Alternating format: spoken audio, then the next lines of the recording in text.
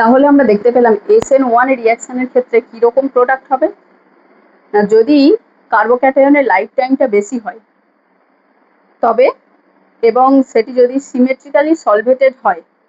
Symmetrically সলভেটেড মানে এই যে এটা কার্বোক্যাটায়ন ছিল, এর যে ভ্যাকান্ট পি অরবিটাল ছিল। সিমেট্রিক্যালি সলভেটেড মানে এদিক দিয়েও নিউক্লিওফাইল আসার চান্স যতটা থাকবে, এদিক দিয়েও নিউক্লিওফাইল আসার চান্স ততটাই যদি থাকবে, সেটাকে আমরা বলবো সিমেট্রিক্যালি সলভেটেড। এর এদিকে ছিল গ্রুপ।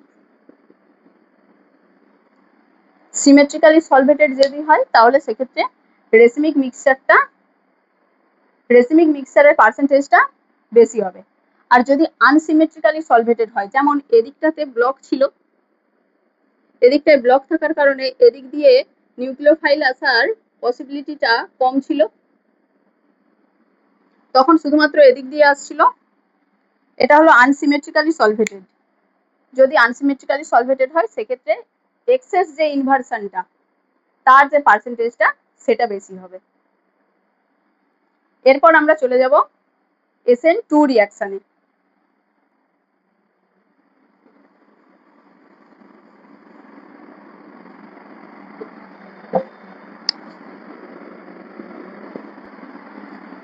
SN2 মানে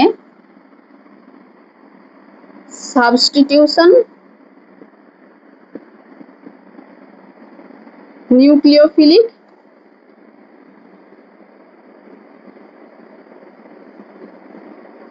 বাইমলিকিউলার।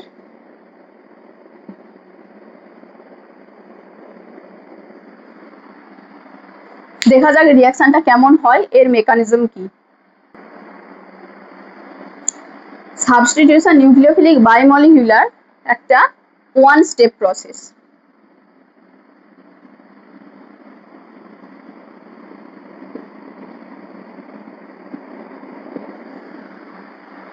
একটা এক্সাম্পল নিয়ে দেখা যাক এর মেকানিজমটা কিরকম হয়।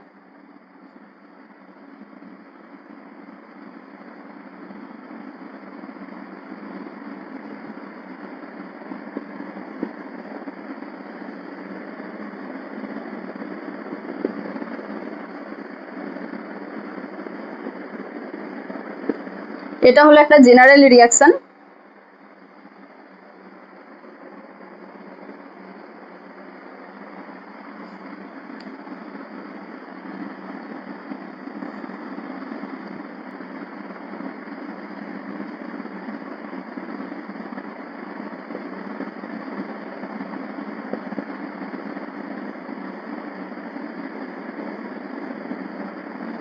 নিউক্লিওফাইল OH মাইনাস সেটা এসে ব্যাক সাইড অ্যাটাক করবে, তার সাথে সাথে বিআর বেরিয়ে যাবে।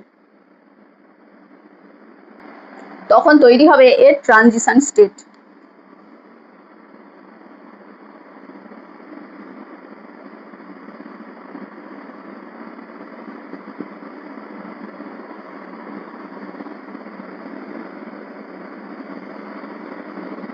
এদিক দিয়ে OH বন্ডটা ফরমেশন হচ্ছে, এদিক দিয়ে বিআর বন্ড ব্রেক করছে। OH মাইনাস নিউক্লিওফাইল নেগেটিভ, আর বিআর বেরিয়ে যাবে, কার্বন থেকে ইলেকট্রন নিয়ে বেরিয়ে যাবে, তাই বিআরও নেগেটিভ। প্রোডাক্ট হবে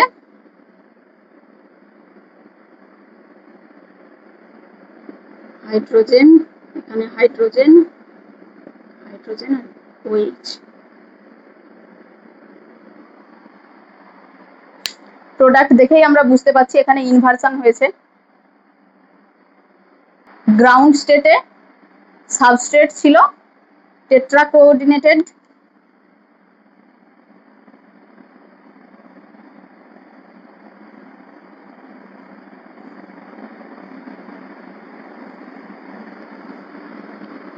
আর ট্রানজিশন স্টেটে আমরা দেখতে পাচ্ছি এটা হয়ে গেছে penta coordinated.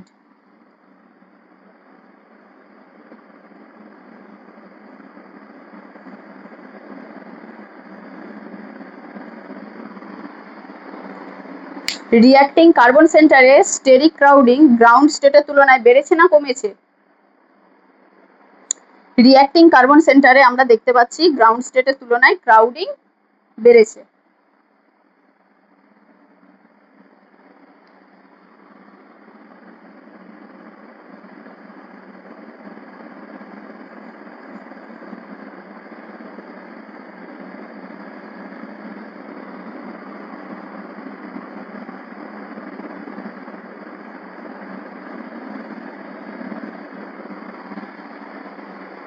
Crowding increases in transition state than ground state. Ground স্টেটে এমনিতেই আমরা দেখতে পাচ্ছি যে ক্রাউডিং বেড়ে গেছে। এখানে হাইড্রোজেন ছিল, তাতেই এখানে দেখছি যে ক্রাউডিং বেড়ে গেছে। যদি এখানে CH3 থাকতো, মানে যদি টারসিয়ারি বিউটাইল ব্রোমাইড থাকতো, সেখানে ক্রাউডিং এতই বেশি হতো যে রিয়াকশনটাই হতো না।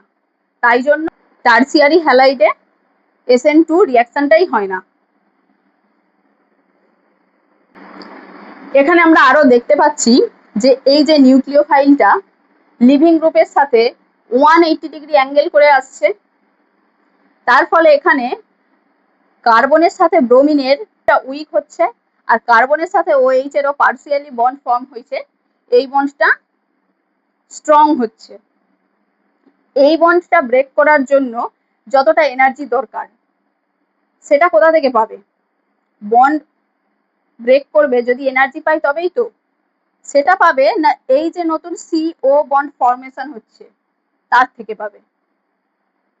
বন্ড ফর্মেশনের ফলে এনার্জি প্রডিউসড হয়, তাই এখান থেকে এনার্জিটা পাবে এটা ব্রেক করার জন্য।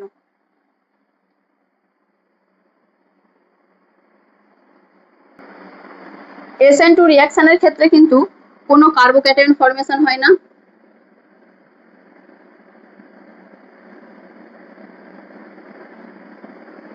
কোনো রিঅ্যারেঞ্জমেন্ট হয় না।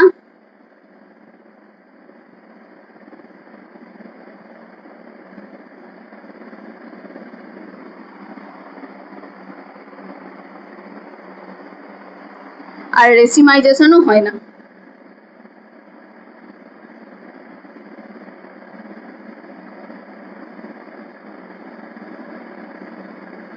অনলি ইনভার্সন হয়।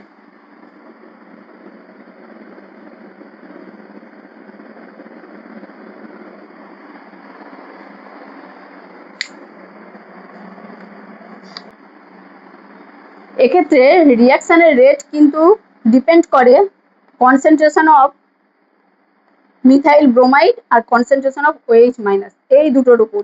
তাহলে এক্ষেত্রে রিয়াকশনের রেটটা কি হবে? Rate is equals to K into concentration of CH3Br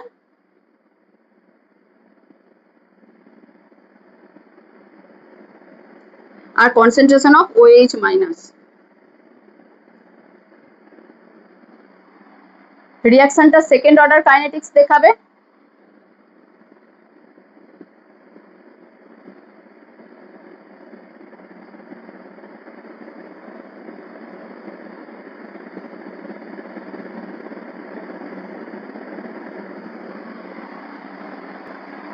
এখানে যদি আমরা রিয়াকশনের সাবস্ট্রেট বা নিউক্লিওফাইল দুটোর মধ্যে যে কোনোটারই কনসেন্ট্রেশনকে ডাবল করি, সেক্ষেত্রে রিয়াকশনের রেটটাও ডাবল হবে।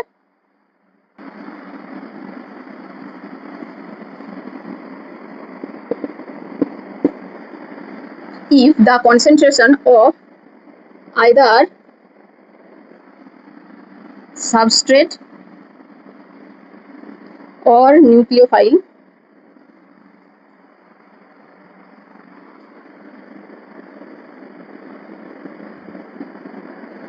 is double,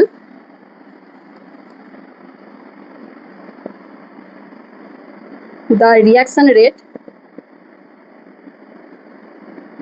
will be double. যদি সাবস্ট্রেটের কনসেন্ট্রেশন বা নিউক্লিওফাইলের কনসেন্ট্রেশন দুটির মধ্যে যে কোনো একটিকে আমরা ডাবল করি, সেক্ষেত্রে রিয়াকশনের রেটও ডাবল হয়ে যাবে। কিন্তু যদি নিউক্লিওফাইলটা সলভেন্ট হয়, সেক্ষেত্রে তো রিয়াকশন মিডিয়ামে এক্সেস থাকবেই নিউক্লিওফাইল, তখন কিন্তু রিয়াকশনের রেটটা ডিপেন্ড করবে অনলি সাবস্ট্রেটের কনসেন্ট্রেশনের উপর। এই নিউক্লিওফাইলের কনসেন্ট্রেশনের উপর আর ডিপেন্ড করবে না। তখন রিয়াকশনের রেটটা হয়ে যাবে ফার্স্ট অর্ডার।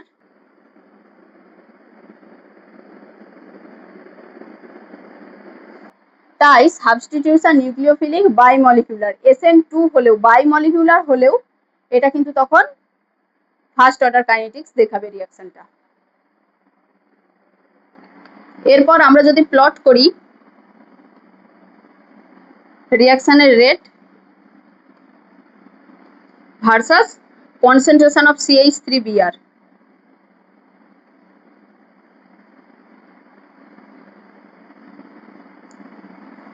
at constant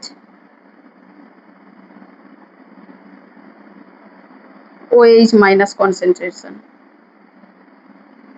মানে OH minus কনসেন্ট্রেশনটাকে স্থির রেখে সেক্ষেত্রে প্লট কিরকম হবে না CH3Br এর কনসেন্ট্রেশন বেশি হলে রিয়াকশনের রেটও বেশি হবে। আবার যদি আমরা প্লট করি CH3Br এর কনসেন্ট্রেশনটাকে কনস্ট্যান্ট রেখে rate versus OH minus,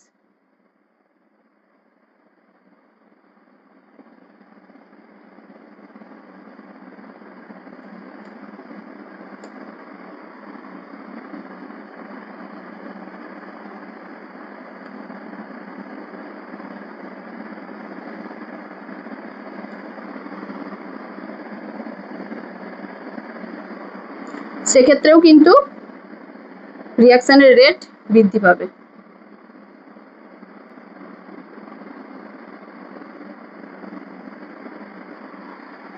SN2 এর রিঅ্যাক্টিভিটি অর্ডার হলো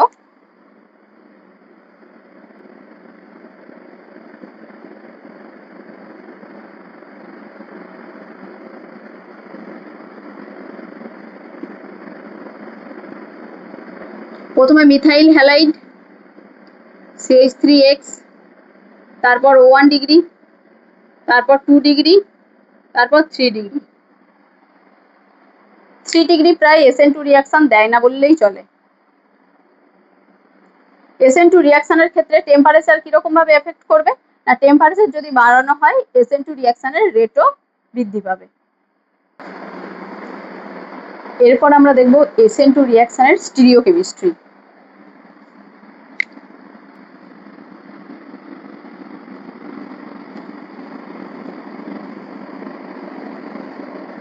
প্রথমে কি হয়, প্রথমে মনে করলাম একটা কার্বন নিলাম, তাতে 3টে ডিফারেন্ট গ্রুপ নিলাম,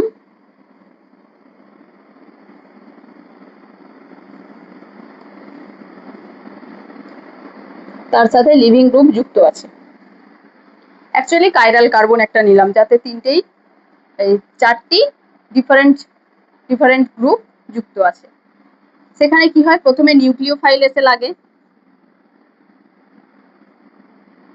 তারপর লিভিং গ্রুপ বেরিয়ে যায়।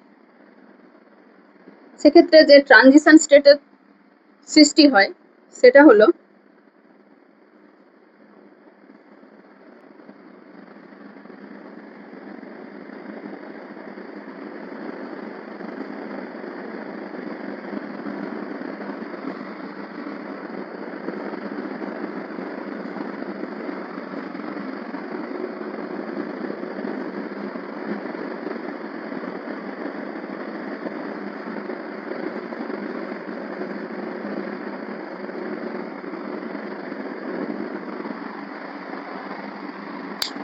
নিউক্লিওফাইল তার লোন পেয়ার দেবে কার্বনকে। এই যে নিউক্লিওফাইল তার লোন পেয়ার দিয়েছে কার্বনকে।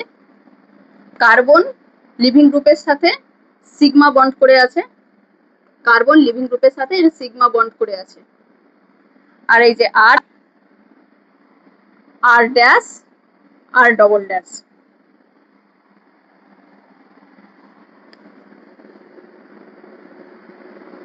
এটা হলো ট্রানজিশন স্টেট। SN2 এর ট্রানজিশন স্টেট হলো এটা। তারপর তৈরি হবে প্রোডাক্ট।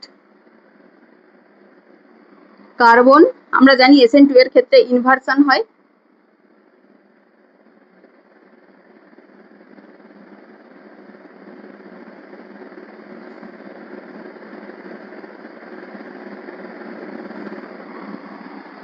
ওটা হলো প্রোডাক্ট। আর এই যে নিউক্লিওফাইল সেটা হবে X মাইনাস।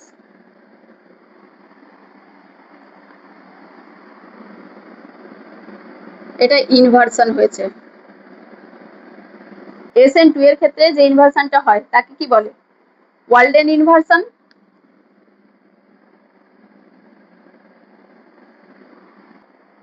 অ্যাকচুয়ালি ওয়ালডেন এটা দেখেছিলেন, তাই জন্য এটাকে ওয়ালডেন ইনভার্সন বলা হয়। ছাতার মতো উল্টে গেছে আমরা দেখতে পাচ্ছি, প্রথম দিকে এরকম ছিল, প্রোডাক্টে এইরকম হয়ে গেছে।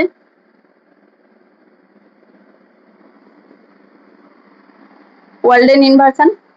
এক্ষেত্রে কি হয়েছে না, নিউক্লিওফাইলে রয়েছে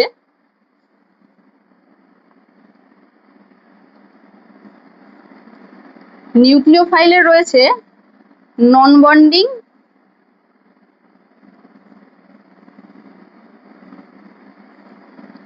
হোমো। হোমো মানে হলো highest occupied molecular orbital.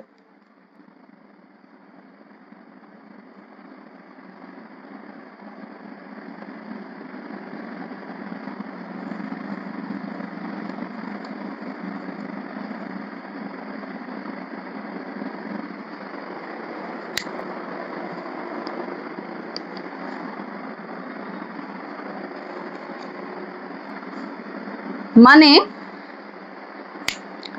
নিউক্লিওফাইলের lone pair রয়েছে আর সেটা এখনো পর্যন্ত কারোর সাথে বন্ডিং করেনি। সেটা CX যে বন্ড, সি আর এক্স যে বন্ড, এটা হচ্ছে সিগমা স্টার অ্যান্টিবন্ডিং।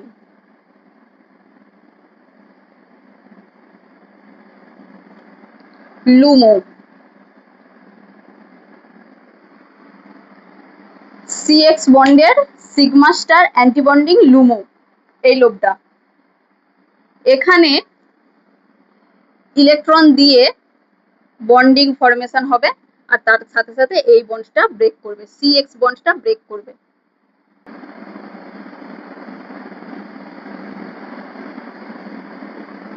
এখানে বন্ড ফর্ম হবে আর এখান থেকে বন্ড ব্রেক করবে। লুমো মানে হলো lowest unoccupied molecular orbital.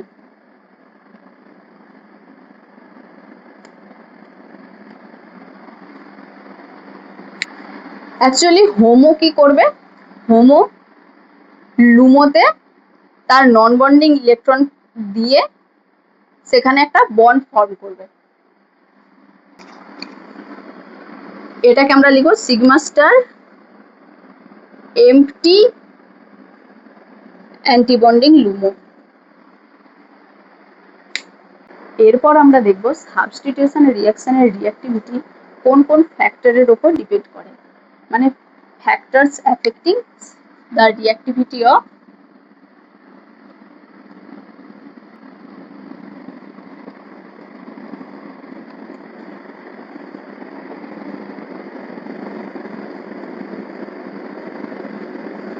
Substitution reaction.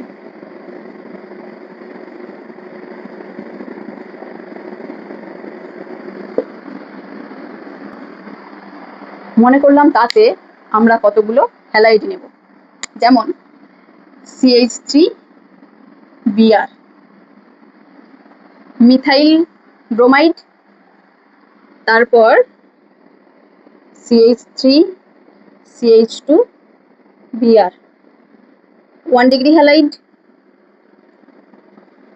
CH3 তার whole 2 CHBr 2 degree halide, CH3 তার হোল 3 CBr 3 ডিগ্রি হ্যালাইড। এগুলোর যদি আমরা হাইড্রোলিসিস করি,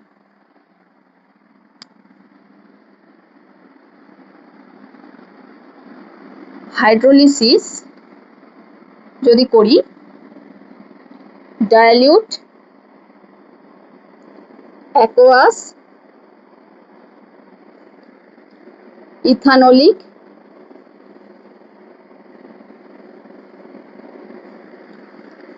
sodium hydroxide.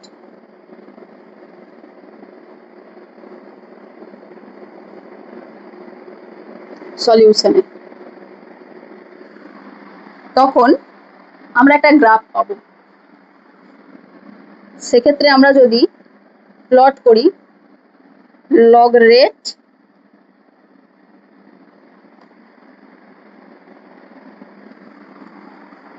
Versus concentration of substrate,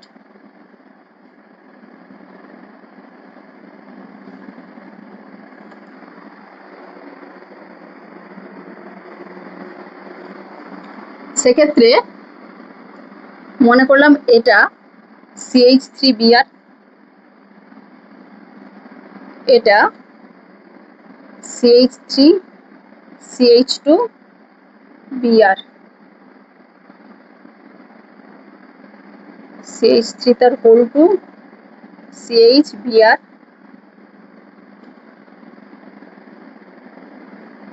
R CH3 তার হোল 3 CBr।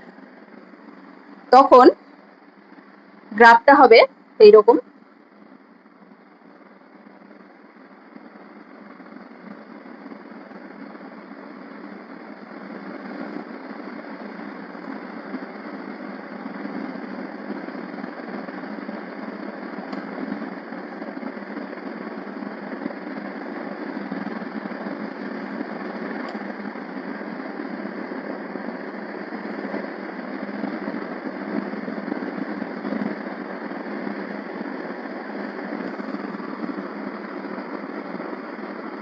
আর এদিকটা হবে SN2, এদিকটা হবে SN1। CH3Br SN2 দেখাবে, CH3CH2Br সেটাও SN2 দেখাবে, যেটা 1 ডিগ্রি। আর 2 ডিগ্রি CH3 তার হোল টু CHBr 2 ডিগ্রি, সেটা SN1 আর SN2 দুটিই দেখাবে। আর এটা CH3 তার হোল 3 CBr, সেটা অনলি SN1 দেখাবে। কেন এরকম হবে এবার সেটা দেখা যাক।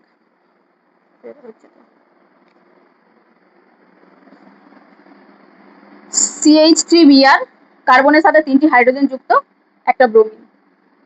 CH3CH2Br রিঅ্যাক্টিং কার্বন সেন্টারের সাথে দুটো হাইড্রোজেন আছে, একটা CH3 আছে, দুটো হাইড্রোজেন আছে, একটা CH3 আছে, একটা ব্রোমিন আছে। CH3 তার হোল টু CHBr, C এর সাথে একটা হাইড্রোজেন আছে আর একটা হাইড্রোজেন আর দুটি CH3, আর C এর সাথে 3টি মিথাইল আছে আর একটা ব্রোমিন আছে, 3টি মিথাইল একটা ব্রোমিন। ব্রোমিন একটা ইলেকট্রন উইথড্রয়িং গ্রুপ, মানে ব্রোমিন ইলেকট্রনকে তার নিজের কাছে নিতে চাইবে। এখানে আছে CH3 গ্রুপ, CH3 গ্রুপের প্লাস আই এফেক্ট আছে, প্লাস আই এফেক্টের দ্বারা সে ইলেকট্রন দিয়ে দেবে।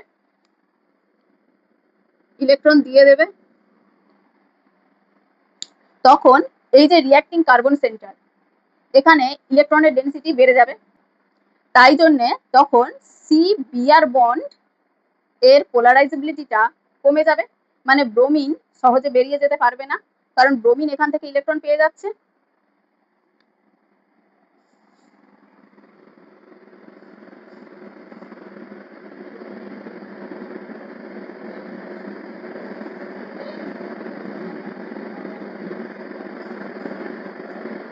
Polarizability decreases, CH3 এর সংখ্যা যত বাড়ছে তত কার্বনে ইলেকট্রন ডেনসিটি বাড়ছে, রিঅ্যাক্টিং কার্বন সেন্টারে ইলেকট্রন ডেনসিটি বাড়ছে। তাছাড়াও এখানে ক্রাউডিংও বাড়ছে। এখানে আছে হাইড্রোজেন, এখানে যতটা তাড়াতাড়ি ব্যাকসাইড অ্যাটাক ঘটতে পারবে। এখানে আছে CH3, এখানে কি আর ব্যাকসাইড অ্যাটাক ঘটতে পারবে? তাই জন্য এটা SN2 দেখাবে, SN2 দেখাচ্ছে সবচেয়ে বেশি পরিমাণে। আর এটা এখানে ব্যাকসাইড অ্যাটাক ঘটতে পারবে না, এটা SN1 দেখাচ্ছে। এটা SN1 সবচেয়ে বেশি দেখাবে কেন? কারণ এখানে যে কার্বোক্যাটায়নটা ফরমেশন হবে 3 ডিগ্রি কার্বোক্যাটায়ন ফরমেশন হবে, তাই জন্য 3 ডিগ্রি কার্বোক্যাটায়ন মোর স্টেবল, তাই এখানে SN1 রিঅ্যাকশন ঘটছে। এরপর কোশ্চেনে যাওয়া যাক।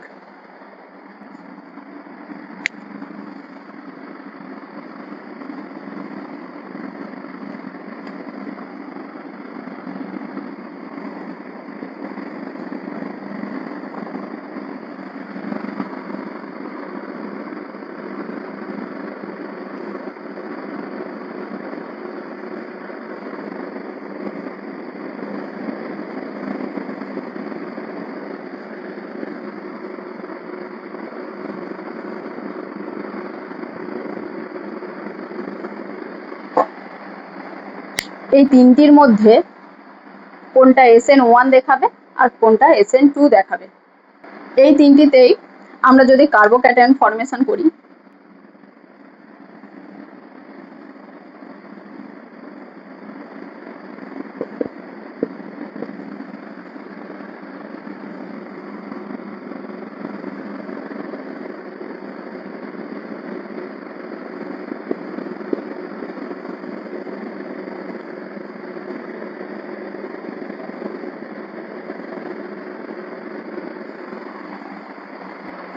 এইরকম হবে কার্বোক্যাটায়নগুলি।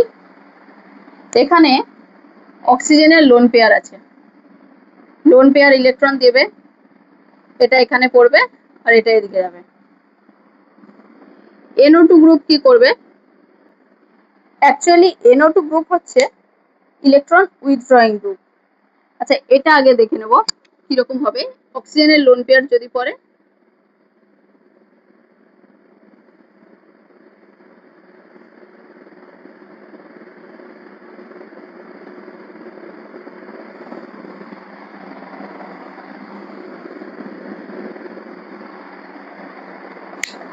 এইরকম হবে। রেজোন্যান্স স্টেবিলিটি পেয়েছে এই দুটো। আর NO2 গ্রুপ হচ্ছে ইলেকট্রন উইথড্রয়িং গ্রুপ, মানে ইলেকট্রনকে নিজের দিকে টেনে নেবে। তাই এক্ষেত্রে যে কার্বোক্যাটায়নটা ফরমেশন হয়েছে সেটা খুবই আনস্টেবল হবে। তাই জন্যে কার্বোক্যাটায়ন যেহেতু আনস্টেবল, তাই এটা দেখাবে SN2 রিঅ্যাকশন। কেন দেখাবে না? NO2 group electron withdrawing,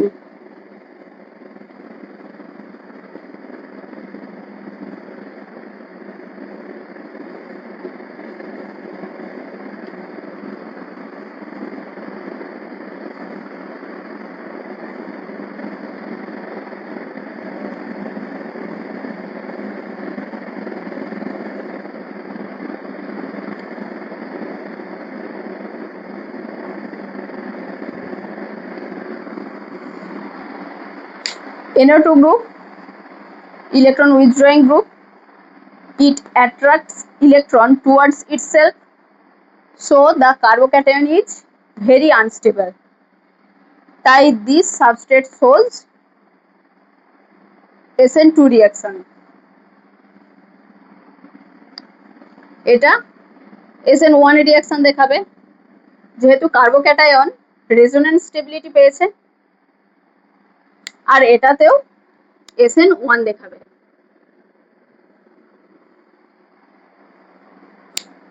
resonance stability পেয়েছে।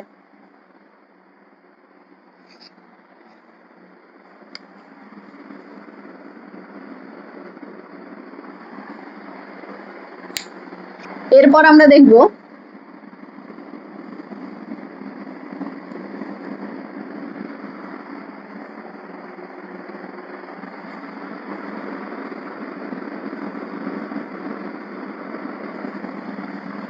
Allyl halide.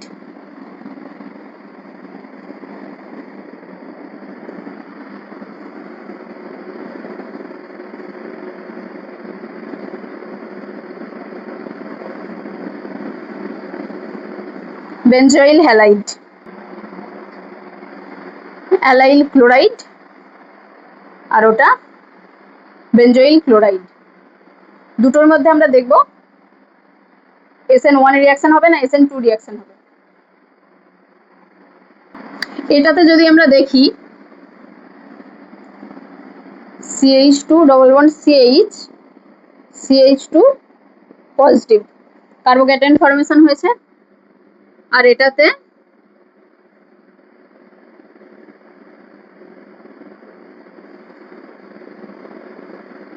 Positive carbocation formation হয়েছে।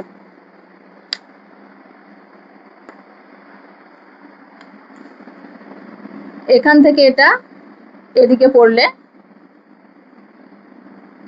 CH2 CH double bond CH2, এখানে তখন পজিটিভ। আর এটার ক্ষেত্রে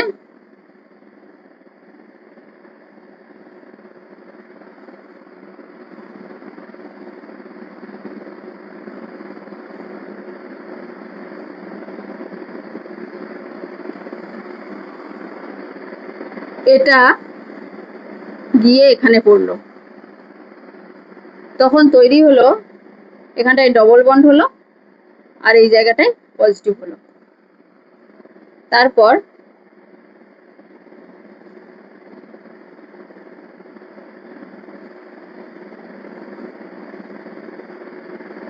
তখন আর এখানটা প্লাস থাকবে না, যেহেতু এখানটা ডবল বন্ড হয়ে গেছে তখন আর এখানটা প্লাস থাকবে না।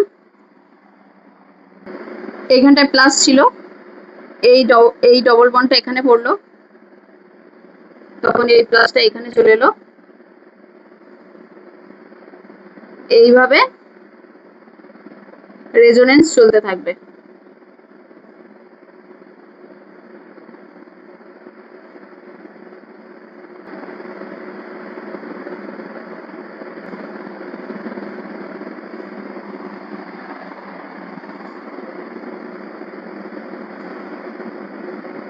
এইভাবে রেজোনেন্স চলতে থাকবে।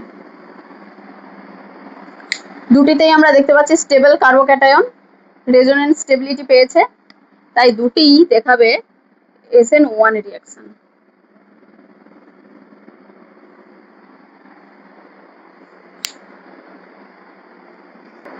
এই ভিডিওতে এই পর্যন্তই থাক। পরের ভিডিওতে আমরা দেখব সাবস্টিটিউশন রিঅ্যাকশনের ক্ষেত্রে লিভিং গ্রুপ কেমন হবে, নিউক্লিওফাইল কেমন হবে, আর আরো কিছু এক্সাম্পল আমরা দেখব SN1 ও SN2।